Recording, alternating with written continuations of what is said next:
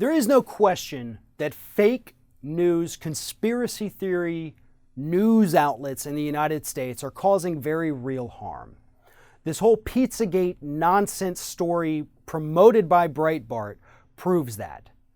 Fake news in the United States almost had a death toll from the crazy gunman who went into that pizza shop and shot it up because he thought it was some sort of pedophilia ring.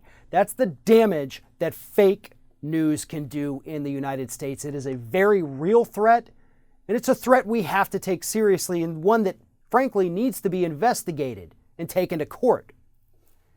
But there is another threat from the news industry, and that is the threat that the corporate media poses to our health and safety.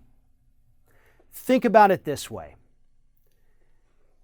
When George W. Bush and Dick Cheney and Rumsfeld were trying to go to war with Iraq, who did they get to sell the idea that Saddam Hussein was stockpiling aluminum tubes in yellow cake? Remember those two little talking points, aluminum tubes and yellow cake? The corporate-controlled media pushed that. The corporate-controlled media that features advertisements from Boeing and Lockheed Martin, the people who benefited greatly from that Iraq war. The corporate media pushed us into a war with Iraq, and that did have a death toll for the United States. Tens of thousands of American troops died because of the corporate media failing to do their job. Not to mention the countless tens, possibly hundreds of thousands of Iraqis, Pakistanis, and Afghanistan people, citizens. That's the corporate media. They sold that lie to us. They do have blood on their hands. And that's a threat we need to take seriously. Think about the madness of Y2K that the media sold us for 2 years, right before the turn of the century. All that panic that they caused, the stockpiling of goods and bottled water and canned goods and guns because the world was going to end. All electronics were going to shut down and we'd be sent back to the Stone Age. A lot of people made a lot of money off the Y2K scare, and corporate media is one of them. And what happened? Nothing. Literally nothing. What about all those pandemics? Swine flu, bird flu, every other kind of flu you could imagine. Who perpetrated those myths? The corporate-controlled media. Who profited from that? The corporate-controlled media who gets advertisements from Big Pharma, who made a killing from Americans thinking they were going to get the bird flu or the swine flu, which turned out to be just as dangerous as the regular flu.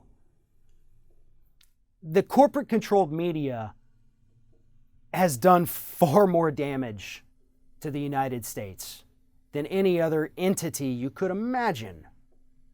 Fake news is a very serious, very dangerous, and potentially deadly problem in the United States. But the corporate-controlled media that spreads these lies, that get people killed, they do have blood on their hands. And that's the same corporate-controlled media that only tells you half the story.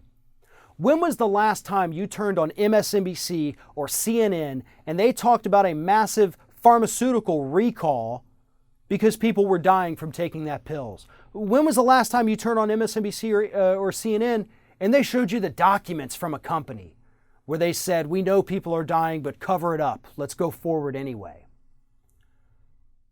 There's no answer to that question because they don't do it. Their lack of reporting has killed people. And they're doing it to please their corporate masters. So yeah, we have to take this fake news threat very seriously, and I do, and I hope everyone does. But we have to take the failures of the corporate media just as seriously, because they have gotten people killed in the past. And if they keep on the path they're on, they're going to beat the drums of war during the Trump administration like we've never seen. And they're going to result in even more American deaths. All because they want to make a few more dollars in advertising from their corporate masters.